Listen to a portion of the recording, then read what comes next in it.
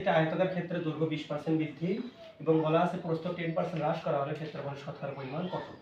তো এই অঙ্কটা করব আমরা। তো এখানে যেটা বলেছে 20% বৃদ্ধি এবং 10% হ্রাস, সেক্ষেত্রে আমরা একটা সূত্র জানবো, সেটা হচ্ছে plus minus x plus minus y plus minus দিয়ে এক্স ওয়াই, এভাবে আমরা ভাবতে পারি সূত্র। তো আমরা এই সূত্রটা কি আসলে একটু জানার চেষ্টা করবো এই অঙ্কের মাধ্যমে। এখানে বলা আছে একটা আয়তক্ষেত্রের দৈর্ঘ্য 20% বৃদ্ধি, যখন বৃদ্ধি বলবে তখন এখানে হবে প্লাস 20, তাহলে এখানে হবে প্লাস 20, এক্স এর জায়গায় হবে কত প্লাস 20। এরপরে যে বলেছে না যে 10% হ্রাস, তার মানে মাইনাস 10। এরপরে ক্ষেত্রফল শতকরা পরিবর্তন কত, যেহেতু প্লাস মাইনাস, তাহলে যেহেতু এটা প্লাস এটা হচ্ছে মাইনাস, তাহলে এক্স ওয়াই আমরা গুণ করলে কি হবে প্লাস 20 ইনটু হচ্ছে মাইনাস 10, তাহলে প্লাস মাইনাস কি হবে এখানে মাইনাস হবে, তাহলে এই জায়গায় চিহ্নটা আমরা কি নেব মাইনাস নেব। তো সেটাই আমরা নিয়েছি। এরপরে আমরা যেটা করব সেটা হচ্ছে এই 20 ইনটু এই 20, এক্স এর মান হচ্ছে 20 ইনটু ওয়াই এর মান কত 10, নিচে হচ্ছে ডিভাইডেড হচ্ছে 100।